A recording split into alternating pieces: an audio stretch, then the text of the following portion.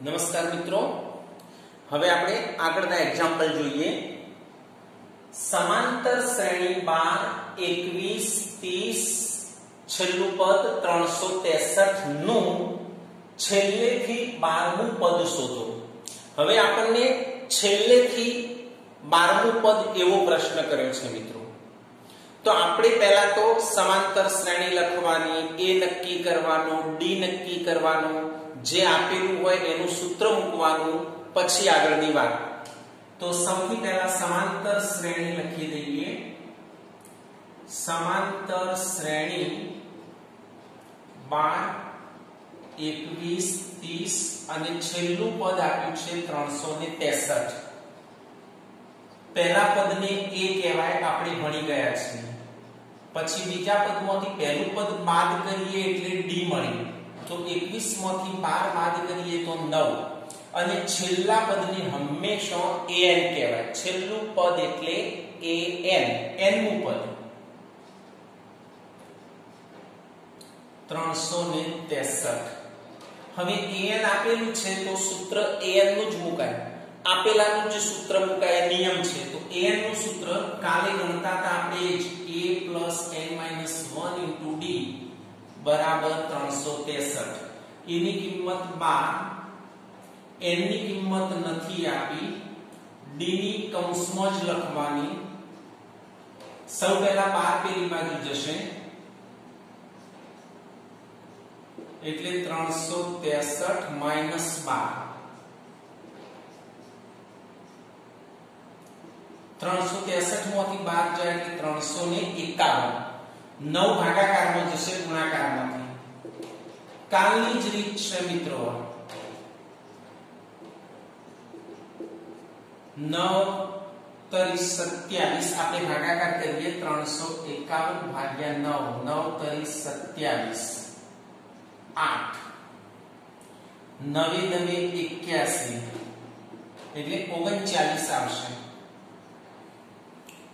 હવે n પેલી બાજુ એક પેલી બાજુ જાય એટલે 39 + 1 એટલે n બરાબર 40. મતલબ આ શ્રેણીમાં 40 પદો હશે. n બરાબર 40 એટલે આ શ્રેણીમાં 40 પદો હશે. આ 40મું પદ. હવે આપણે છેલ્લેથી 12મું પદ શોધવાનું છે. તો હવે સમાંતર શ્રેણીનું છેલ્લેથી 12મું પદ બરાબર જે 40 પદ છે ટોટલ આપણા, એમાંથી 11 બાદ કરવાના.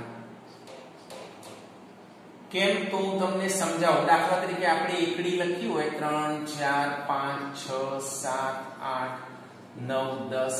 હવે આપણને કહેવામાં આવે કે છેલ્લેથી ચોથું પદ શોધો. છેલ્લેથી ચોથું પદ શોધો. તો છેલ્લેથી ચોથું પદ આ પહેલું, આ બીજું, આ ત્રીજું અને આ ચોથું. એટલે આપણે કેટલા પદ કાઢી દેવા પડે? 3 પદ કાઢી દેવા પડે. છેલ્લેથી ચોથું પદ જોઈતું હોય તો 3 પદ કાઢવા પડે. છેલ્લેથી 7મું પદ કીધું હોય, છેલ્લેથી 7મું, તો પહેલું, બીજું, ત્રીજું, ચોથું, પાંચમું, છઠ્ઠું અને 7મું આવશે. તો કેટલા કાઢવા પડે? 1, 2, 3, 4, 5 અને 6.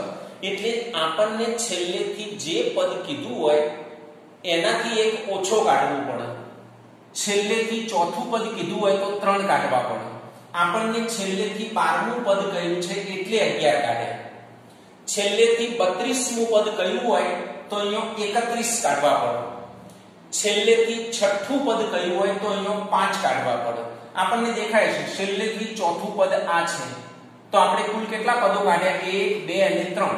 તો છેલ્લેથી ચોથું કીધું હોય તો આપણે 3 કાઢીએ છીએ. છેલ્લેથી છઠ્ઠું કીધું હોય તો 5 કઢાય. છેલ્લેથી 12મું કીધું હોય તો 11 કઢાય. કેટલામાંથી? કુલ પદોમાંથી. કુલ પદ 40 છે, એમાંથી 11 કાઢી નાખીએ એટલે છેલ્લેથી 12મું પદ આપણને મળી જાય.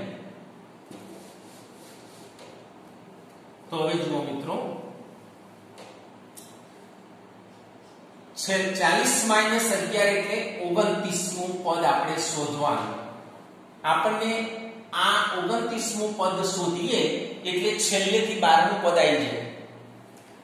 હવે આપણે સૂત્ર તો એના જ an બરાબર a plus n minus 1 into d. 29મું પદ શોધવાનું છે એટલે n ની જગ્યાએ 29 લખવાના. એની જગ્યાએ તો આપણે નક્કી કર્યા છે 12. n ની કિંમત છે 40 અને d ની કિંમત છે 9. 39 ગુણ્યા 9 39 ગુણ્યા 9 કરી દેવાના. નવી 81 વિદ્યા 9 તરી 27 ને 8 35 એટલે 12 પ્લસ 351. સોરી, અહીંયા આપણે 29 મૂકવાના છે એની જગ્યાએ ભૂલ કરી. અહીંયા 29મું પદ શોધવાનું એટલે એની જગ્યાએ 29 મૂક્યા તો અહીંયા પણ એની જગ્યાએ 29 મુકાય એટલે અહીંયા 28 આવશે.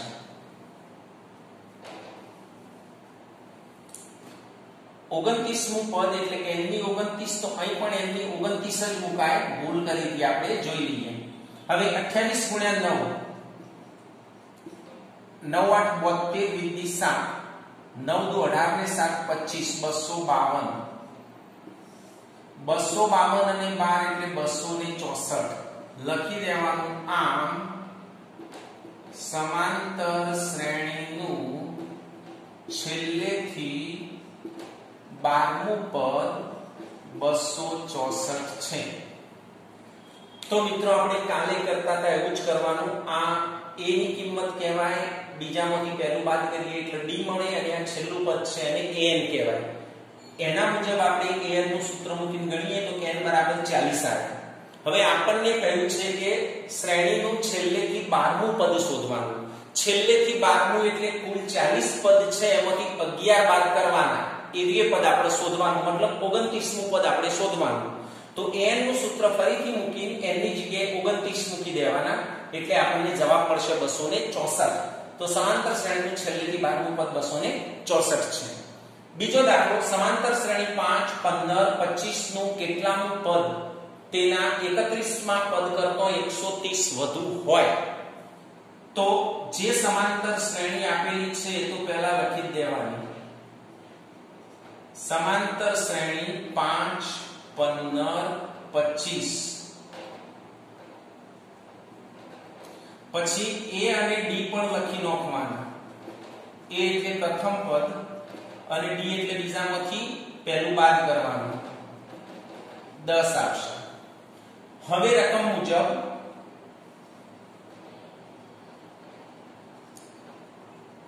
રકમમાં જે કહ્યું છે લખવાનું.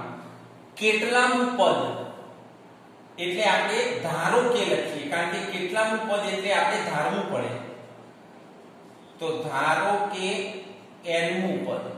કેટલામું પદ તો ધારો કે nમું પદ 31માં પદ કરતો 31માં પદ કરતો એટલે a 31 130 વધુ હોય એટલે પ્લસ 130. સમજો મિત્રો, કેટલામું પદ એટલે ધારો કે nમું પદ મતલબ an 31માં પદ કરતો એટલે a 31 130 વધુ હોય એટલે પ્લસ 130. હવે કિંમત મૂકી દેવાની. an ની a plus n minus 1 into d. આ પણ an નું સૂત્ર જ મૂકવાનું. a plus n minus 1 into d. પણ અહીંયા 31 છે એટલે n ની જગ્યાએ 31 લખવાના. સૂત્ર આ રીતે જ આવશે, પણ અહીંયા 31 છે તો આપણે અહીંયા n ના લખાય, n ની જગ્યાએ 31 લખી દેવાના. અહીંયા 15 હોય એ 15 તો અહીંયા n ની જગ્યાએ 15 લખવાના. બાકી આ રીતે જ સૂત્ર પ્લસ 130. કિંમતો મૂકી દઈએ અને વગર કિંમત મૂકે a ઉડાડ દેવો હોય તો ઉડાડી દેવાય. a બંને બાજુથી ઉડી જાય તો એની કિંમત મૂકવાની જરૂર નહીં પડે. બાકી તમે એની કિંમત મૂકીને ગણો તોય વાંધો નહીં. આપણે મૂકીએ એની કિંમત 5 ના આપી હોય કદાચ એની કિંમત તો a ઉડાડી દેવાય બે વસ્તુ. n શોધવાનો છે. d ની કિંમત 10 5 31 માંથી 1 જાય તો 30. d ની કિંમત 10.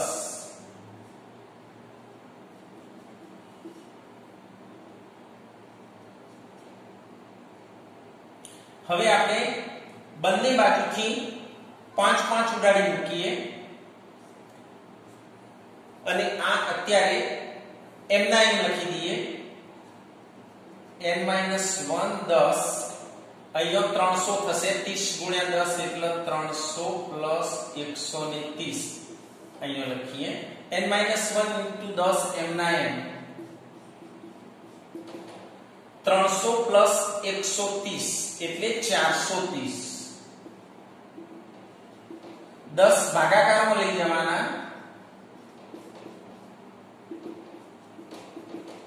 43 આવશે. એક પેલી બાજુ લઈ જવાનું એટલે 43 + 1 n = 44. પછી આપણે છેલ્લે જવાબ લખી દેવાનું કે આમ સમાંતર શ્રેણીનું 44મું પદ 31માં પદ કરતા 130 વધુ હોય એવું છેલ્લે લખવાનું.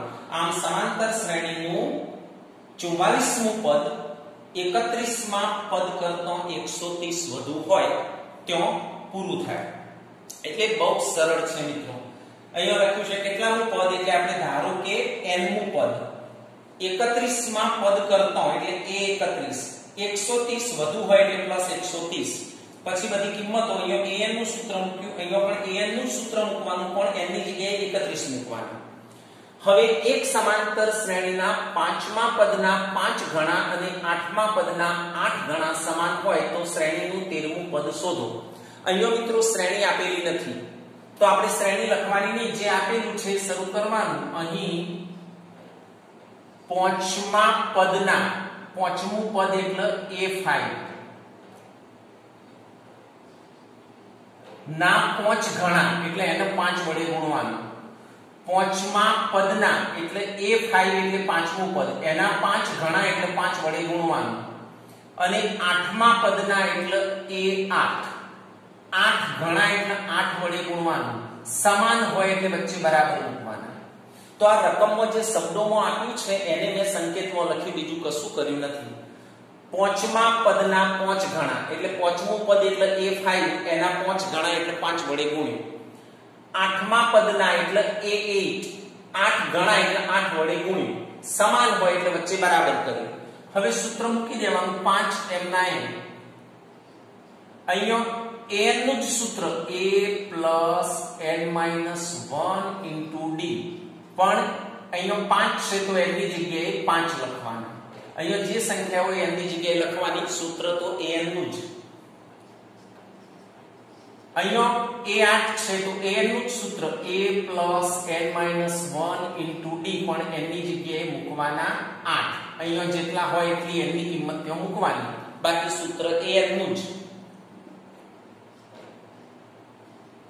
5 - 1 એટલે 4d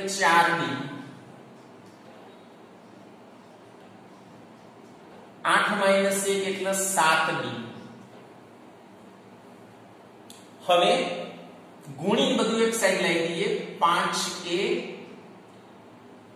5 * 20d 8a અને 8 * 56d બધું એક સાઈડ લઈ લઈએ. 5 + 20d - 8 એ નિશાની બદલાઈને આ બાજુ આવશે. 56d = 0. આને આ બાજુ લાયા નિશાની બદલી, આને આ બાજુ લાયા નિશાની બદલી બરાબર 0 લખવાનું. 5 અને 8 ની બાદબાકી -3a 20d અને 56d એટલે -36d. પહેલું પદ ઋણ આવે આપણને ગમતું નથી તો પહેલા પદને ઋણ છે નિશાની કાઢવા બધાની નિશાનીઓ બદલી દેવાની. એવો નિયમ આપણે ભણ્યા છીએ. 36d = 0. હવે 3 વડે ભગાય છે તો 3 વડે ભાગી દેવાનું. એટલે અહીંયા a 12d અને આને 3 વડે ભાગીએ તો 0 જ આવશે. 3 વડે ભગાય છે તો 3 વડે ભાગી દેવાનું. એટલે આને ભાગો તો m ના m. હવે આપણે જે શોધવાનું છે એ શરૂ કરવાનું. હવે આનાથી આગળ કશું થાય નહીં એટલે છોડી દેવાનું. એને નંબર આપવો હોય તો આપી દેવાનો નંબર 1. હવે 13મું પદ શોધવાનું છે તો an નું સૂત્ર a + n - 1 * d હવે કરીને લખવાનું. એમાં આપણે 13મું પદ શોધવાનું છે એટલે n ની જગ્યાએ 13 લખવાના. એની કિંમત નથી આપણા પાસે કોઈ કિંમત, 13 લખવાના n ની જગ્યાએ. 13મું પદ શોધવાનું છે એટલે n ની જગ્યાએ 13 લખી દેવાના. 13 - 1 એટલે 12d. a + 12d ની કિંમત અહીંયા આપણે શોધીને રાખી છે 0. a + 12d આવ્યું પણ a + 12d ની કિંમત તો 0 છે તો આની કિંમત 0. ક્યાંથી લાયા? પરિણામ 1 પરથી. પરિણામ 1 પરથી એવું લખવાનું. એટલે 13મું પદ 0 આવી ગયું, લખી દેવાનું. આમ સમાંતર શ્રેણીનું 13મું પદ 0 છે. આમ સમાંતર શ્રેણીનું 13મું પદ 0 છે એટલે અહીંયા ગણે જવાનું. જેટલા આગળ ના જાય ત્યાંથી પછી અટકી જવાનું. હવે આપણે 13મું પદ શોધવાનું છે તો એ 13નું સૂત્ર મૂકવાનું એટલે a + 12d આવશે, જેની કિંમત અહીંયા 0 આપણે નક્કી કરી છે તો આની કિંમત 0 મૂકો એટલે પરિણામ પૂરું. છેલ્લે શબ્દોમાં લખી દેવાનું. હવે એક સમાંતર શ્રેણીનું છઠ્ઠું પદ એટલે a6 19 અને 17મું પદ એટલે a17 41 છે. છઠ્ઠું પદ 19 એટલે a6 = 19, 17મું પદ એટલે a17 41. હવે an આયો, આ an જ કહેવાય તો એનું સૂત્ર દર વખતે એકના એક જ a + n - 1 * d. અહીંયા n ની જગ્યાએ 6 લખવાના. અહીંયા પણ એ જ સૂત્ર a + n - 1 * d. અહીંયા 17 છે તો 17 લખવાના. એટલે a + 6 માંથી 1 જાય તો 5d 19, a + 16d 41. આ સમીકરણ નંબર 1, આ સમીકરણ નંબર 2. હવે બંનેનો લોપ કરવાનો. સમીકરણ 1 માંથી 2 બાદ કરતો લોપની રીતે. જ્યારે બંને સમીકરણ મળે ત્યારે લોપની રીત. સમીકરણ 1 માંથી 2 બાદ કરતો બીજું સમીકરણ a + 16d બાદ કરતો શબ્દ વાપરો એટલે નિશાનીઓ બદલવી પડશે. a ઉડી જાય, 5d માંથી 16d જાય એટલે -11d અને 19 માંથી 41 જાય.